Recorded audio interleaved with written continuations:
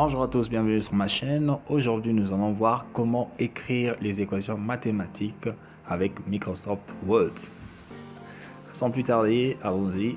La première des choses à faire, ouvrez votre programme de Microsoft Word. Et voilà, dès que ça s'ouvre, on va commencer le tutoriel. Et je vais vous montrer comment faire. Donc, vous prenez une page vierge, une page blanche, si on peut dire ça comme ça. Alors voilà. Et comment donc écrire des équations mathématiques? Donc la première des choses à faire, c'est qu'il faut aller dans insert ou bien insertion. Moi, mon logiciel est en anglais, donc je mets insert, je clique sur insert ou bien insertion. Lorsque vous arrivez lorsque cette bande va apparaître, allez à votre droite vers la fin, vous allez voir un nombre pi, donc de quoi ça la notation pi, avec les termes équations et symboles. Donc vous allez cliquer sur équation, ne cliquez pas en dessous. Si vous cliquez sur la flèche, vous aurez un déroulé d'équations. Un déroulé d'équations, ça va s'afficher bientôt, désolé. Alors vous voyez, là on est vraiment limité, hein, parce que là vous avez simplement les théorèmes binomiales, l'expansion de la somme, vous avez la série de Fourier, la formule, vous avez la formule des Pythagore, et puis vous avez la formule des deltas. Donc si vous vous arrêtez, si vous cliquez donc sur la flèche en bas, c'est ce qui va s'afficher en fait. Et voilà, et vous serez limité. Donc c'est qu'il faut faire cliquer sur pi et non sur la flèche en bas. Donc je vais cliquer sur pi et voilà. Quand vous cliquez sur pi, vous allez avoir accès à ces tableaux qui s'affichent en bas. Donc vous avez le fraction, vous avez les exposants, vous avez les radicales, les intégrales, la somme, vous avez les parenthèses, les accolades, vous avez les sinus et les cosinus, vous avez ces annotations mathématiques avec deux points, donc les dérivations. Bon, ce sont des expressions des dérivations, les dots, on les appelle les points, donc A deux points ou bien A dot dot. C'est des signes de la dérivée seconde. Vous avez les limites, vous avez les opérateurs. Opérateurs, je vais vous montrer qu'est-ce que c'est, parce que j'ai jamais utilisé ça. Désolé, mon programme est un peu très long, donc c'est un peu ça. Voilà, vous voyez, ce sont à peu près des signes, hein, des signes d'opération, voilà. Et voilà, et puis vous avez les matrices. Donc tout ce qui est matriciel, voilà, des matrices unités, matrices carrées, ainsi de suite, matrice ligne, matrice colonne. Donc vous avez vraiment l'embarras du choix. Donc voilà, on va commencer avec par exemple si vous voulez écrire un système d'équations. Donc lorsque ces petits tableaux apparaissent, vous cliquez sur la flèche et puis on dit change to line ou bien ramener à la ligne. Vous cliquez sur ramener à la ligne. Ok, ça va, c'est ramener à la ligne. Et alors on va peut-être commencer avec les systèmes d'équations par exemple. Pour écrire un système d'équations de second degré par exemple, vous allez écrire x carré plus 2 par exemple plus 3 égale 0.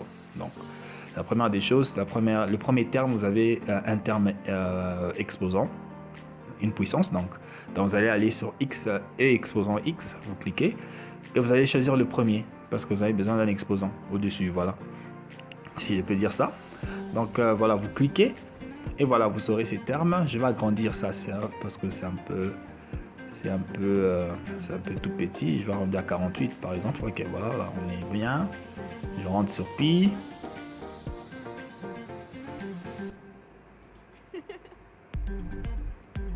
Et voilà, ça me fait un truc bizarre. Donc je vais effacer ça.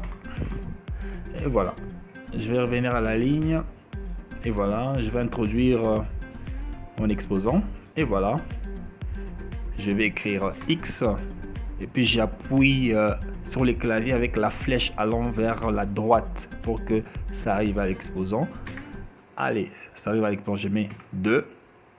Je descends avec la flèche droite du clavier. Je mets plus 2x plus 3 égale 0. Et voilà, je viens d'écrire un système d'équations du second degré. Et voilà, je prends ma souris, je clique à côté de l'équation et j'appuie sur entrée. là je suis à la ligne.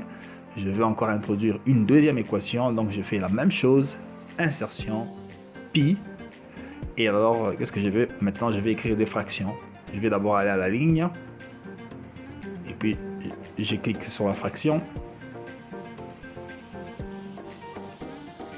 Après, j'ai cliqué sur la fraction. Je clique sur la manière dont je veux écrire la fraction. Donc, moi, c'est que je veux.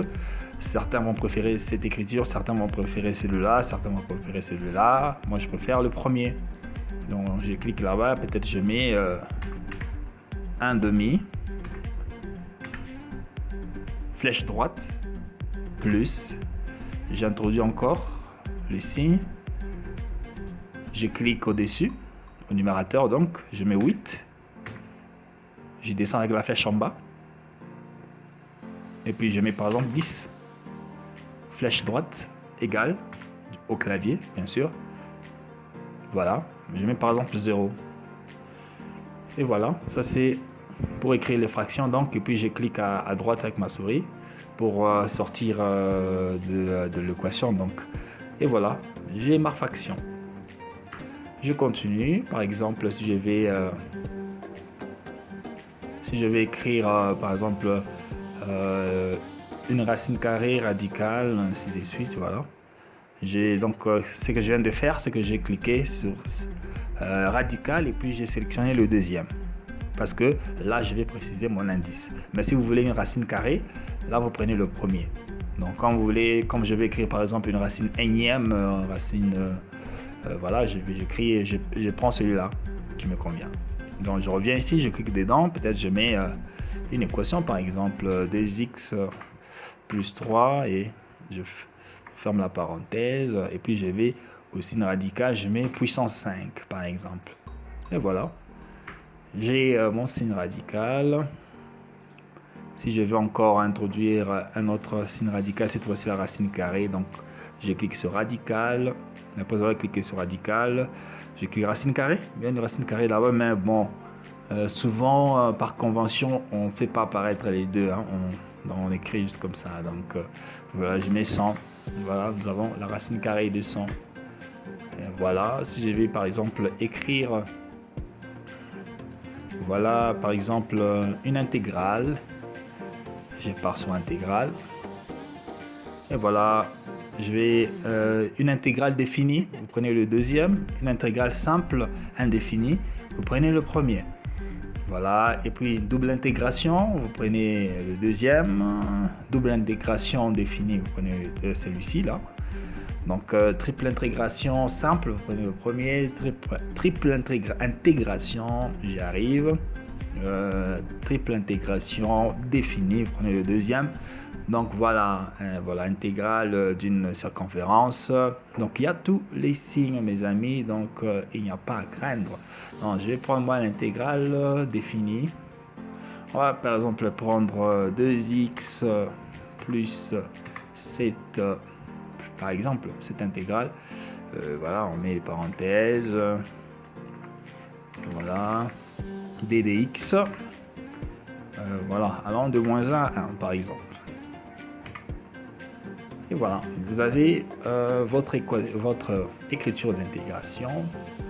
Et voilà, je vais à la ligne encore. Si je vais peut-être écrire maintenant une matrice, je vais sur pi, voilà. Une matrice, je vais sur matrice. Voilà, je mets les 3 points. Ok, d'abord, pour écrire la matrice, c'est intéressant. Donc, il ne faut pas commencer avec les signes matriciels. Donc, je vais à la ligne.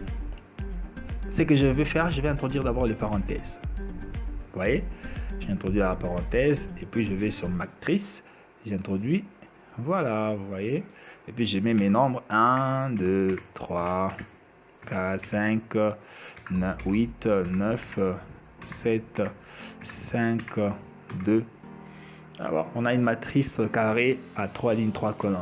Donc voilà, c'est vraiment très simple d'écrire des équations mathématiques avec Microsoft Word. C'est possible aussi avec Microsoft PowerPoint, c'est aussi possible avec Excel. Voilà. Alors, autre symbole, Donc déjà avec les équations ici, je précise que vous avez déjà beaucoup de symboles, hein. Vous avez plus ou moins infini, égal, différents, différents, donc voilà, différents, voilà, à peu près, multiplication, division, voilà, supérieur, inférieur, delta, theta, eta, ainsi de suite. Vous avez tout à peu flèche. Donc voilà, donc il n'y a pas, vous avez même les signes d'ensemble, union, intersection, ensemble vide, pourcentage, degré, Faraday, Celsius, voilà, delta, ainsi de suite, existe, n'existe pas, appartient, voilà, ainsi de suite. Donc vous avez tout ça, tout ça. Il y a certains signes que je ne me rappelle pas, donc désolé. Donc c'est un peu ça. Donc vous avez l'embarras du choix. Donc voilà, désolé. Voilà, donc si vous allez dans insertion, allons dans symbole, parcourir un peu, voilà, plus de symboles. Et là vous avez beaucoup de symboles aussi, mais franchement avec le pi, vous avez tout, hein. Vous n'aurez pas besoin voilà, de faire intervenir ceci. Peut-être lorsqu'il vous faudra écrire peut-être des intervalles, je vais vous montrer un exemple. Lorsque par exemple je vais effacer ça, c'est la première équation. Je vais aller à la ligne. Si je vais écrire un intervalle par exemple allant de moins 2 à plus infini, là ça sera difficile pour moi de le faire avec pi, parce que voilà, si j'arrive ici, vous avez déjà tout est déjà bien fait, hein. Tout est déjà bien fait, donc voilà. Non, il y a tout, et voilà, vous voyez. Je vais prendre celui-ci, je prends celui-ci par exemple, vous voyez. Là c'est les 9 inclus jusqu'à par exemple à infini, vous voyez. Si je vais maintenant un 9 exclu jusqu'à infini, je fais la même chose, j'ai introduit l'équation bracket 9 exclu, je regarde, oui, 9 exclu, infini exclu, j'ai mis ça, vous voyez, 9 exclu jusqu'à infini exclu, voilà. Donc je confirme que vous n'aurez pas besoin des symboles si vous utilisez les équations. Donc pi, si vous utilisez les équations qui viennent avec, en cliquant sur pi. Donc voilà. J'espère que ce tutoriel vous a été utile.